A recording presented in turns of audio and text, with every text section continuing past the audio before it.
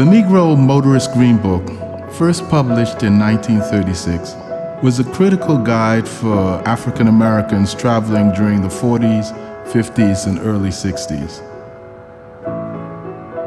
It was created by a Harlem postal worker, Victor Green, and his colleagues who gathered a listing of restaurants, bars, hotels, and private homes that welcome Black travelers across the country.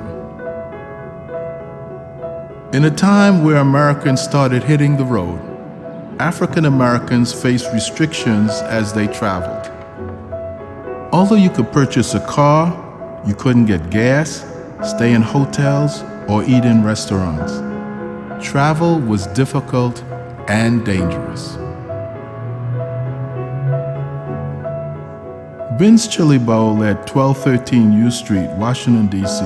was originally a silent movie theater called the Minnehaha. It was later featured in the Green Book as a pool hall. Since 1958, Ben's Chili Bowl has continued the legacy of the Green Book, providing a refuge for the whole community. I was born in Washington, D.C. in 1939 in a segregated hospital. I lived in a segregated neighborhood, and I went to a segregated school. First, I didn't realize any difference because all the people around me looked like me, and I was comfortable with that until I realized that I was being discriminated against. We couldn't shop downtown at the major stores. You couldn't try on clothes. You couldn't try on hats because if you tried them on, they didn't want you to get grease on the hats. You know, we oil our hair. And our makeup is dark. And so they didn't want us to try on clothes because you might get makeup on the clothes. I remember being about 7, maybe 10 years old in Hecht's department store when a little girl called me a nigger and spat on me. And I couldn't retaliate. I couldn't say anything. I couldn't do anything. I was so angry inside, but I couldn't do anything about it because I knew that it would be blamed on me.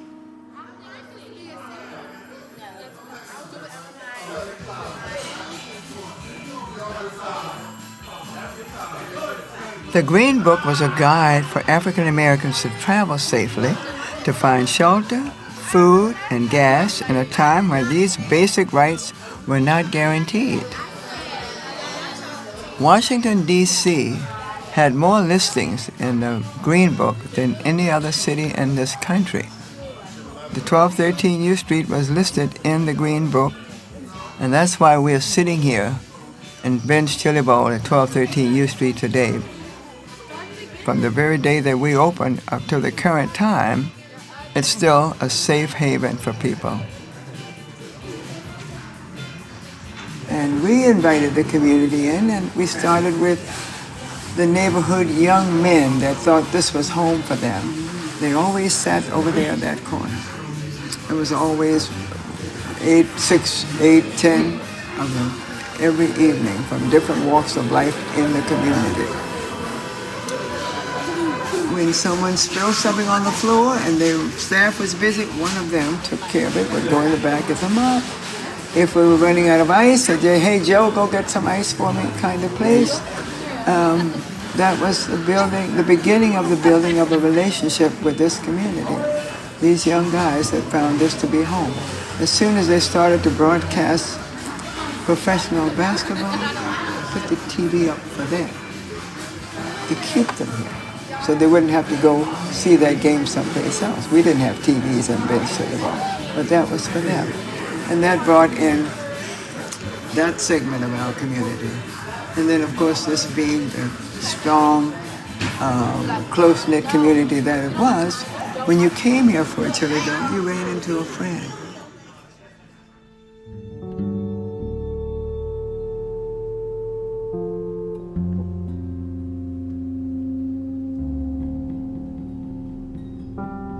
Particularly in the early 50s. When we would leave Washington, D.C. on the train, We could sit anywhere on the train until you got to the Virginia line. And when you get to the Virginia line, you had to go to the last train on the back. And I remember being so frustrated because we could not eat on the highway. If the train stopped, we couldn't eat. We couldn't relieve ourselves on the train. You either had to hold it or relieve yourself sitting there, and then you're wet. When the train stopped, you would get off the train and you would relieve yourself outside, almost like you would if you were a dog.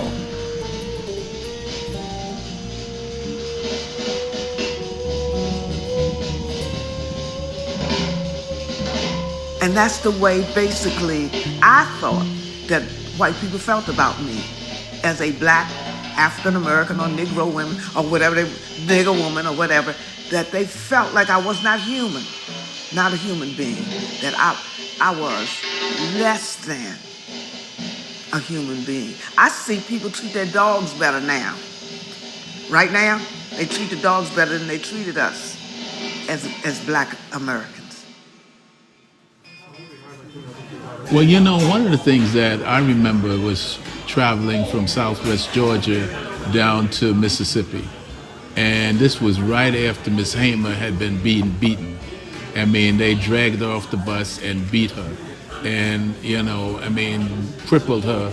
And one of the things that I remembered on that bus, I felt that two things. First, I had to sit in the front of the bus, just like you.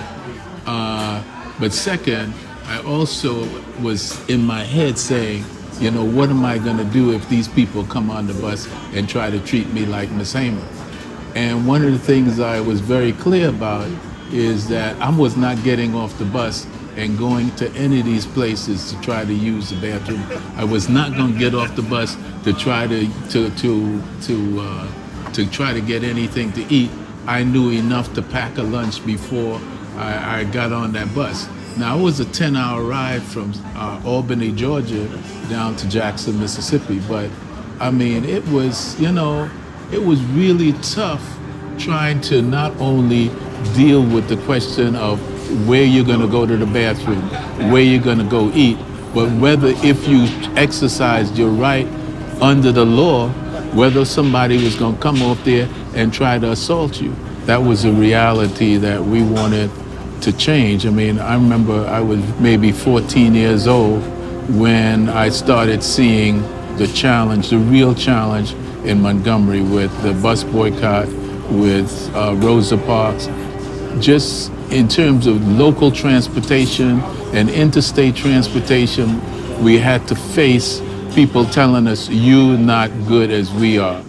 And now, because of people who got on the bus and challenge, you know, the institutions that were developed, we now you can dream big.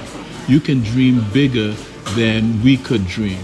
We, you know, was important. I mean, the biggest thing that we were able to do, and you know, and Frank can tell you this, the biggest thing we were able to do is we were able to say, you cannot block our dreams. Now, we couldn't say what our dreams were, but we could say, you can't block our dreams. You can't tell us what we can't do. We're gonna kick down all these barriers. Those barriers could be life-threatening. Every trip through America for a black person during those times was potentially fatal. It seemed like many people were out to hurt us or even kill us just because we're black.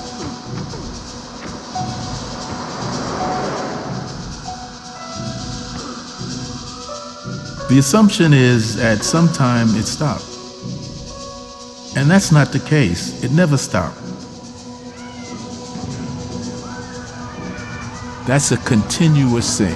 That hasn't changed since the beginning of the relationship that exists here between blacks and whites in the United States. It's like a river that keeps flowing, and we don't really see all of it, but at the end of the day, it's something that started back in slavery and continues today. Young black people don't have the green book in front of them, but they have it in their head. where you're no longer looking at, no Negroes allowed and stuff like that, but you're looking at the same thing which says these are barriers here, and then people feel that if you cross these barriers, they have a right to kill you.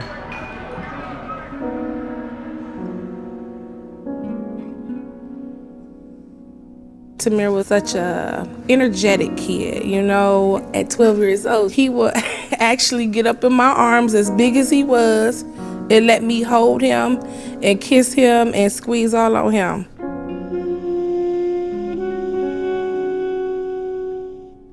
So that day when you got the knock on the door, what happened?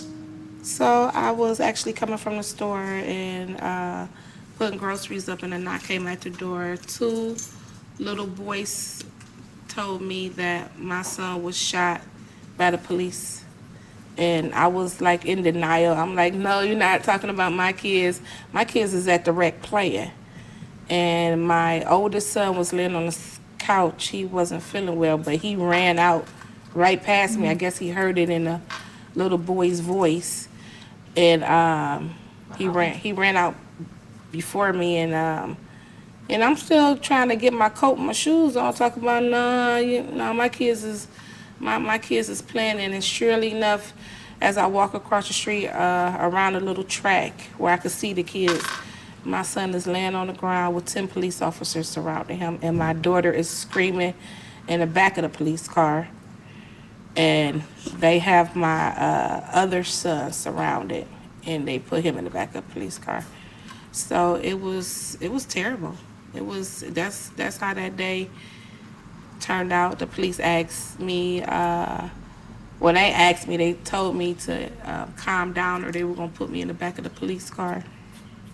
Because I was trying to get to my son. They never let me get to him. They also let me ride in the front seat as a passenger. Of the police car? Of the ambulance. Of the ambulance. So I never even got a chance to get back, close to my son, to hold his hand, to kiss him and let him know that it was going to be all right. I don't know what they were doing. So he was in the back of the ambulance and you were in the front? Yeah, I was in the front like a passenger. What kind of service were they giving Tamir at the scene? I don't know, because they were surrounding him. They were surrounding him. And I couldn't really see. What were the officers doing? They were just standing there? Well, they were just blocking me, not letting me go towards him and telling me to calm down. And I'm telling them, you need to let my kids out the car. They're minors and stuff like that. And like I told them, they gave me an ultimatum to stay at the scene of the crime with the other 2 children or to go with Tamir. I choose to go with Tamir, and I had to leave 2 children at the scene of a crime.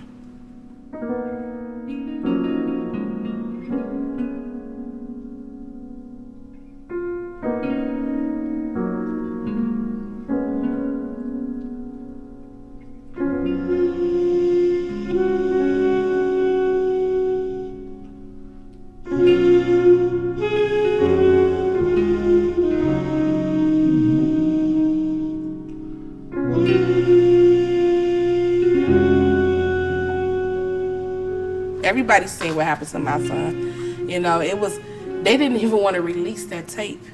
My attorney had to threaten them to release the tape, and after that tape was released, it just went worldwide. What did you see on that tape? What was your reaction to it? My son was scared when they rolled up. He was scared, and he shrugged his shoulders like this. Mm. They tried to say he was reaching for his waistband. He wasn't reaching for nothing. When you roll up fast like that, you scared him. Absolutely. And that's what I see. My son was just scared. Stuck. He was just what did I do? Right. Yeah. So, that's I will never get that vision out of my head. That's devastating.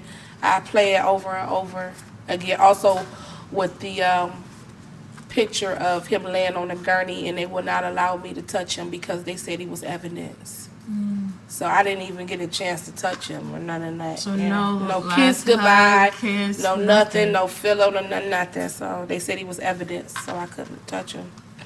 And I don't really know how that works. What ultimately happened to Tamir's body?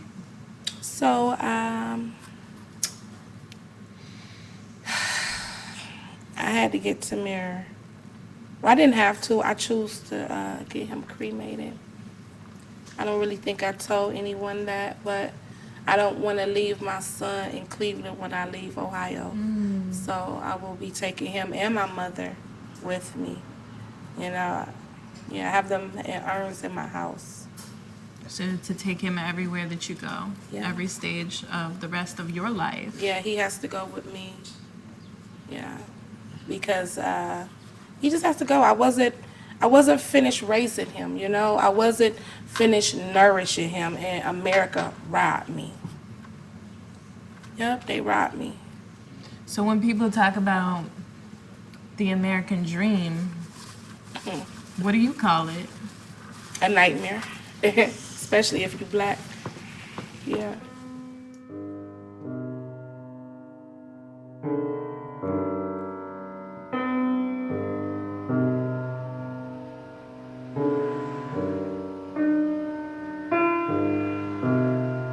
Traveling while black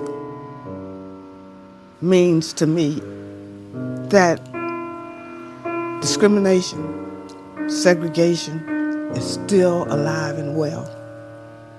And that even though I don't have to have the green book to guide me to a black person's house, and I can stay in any hotel I want, but just think about the people who have been killed while traveling black.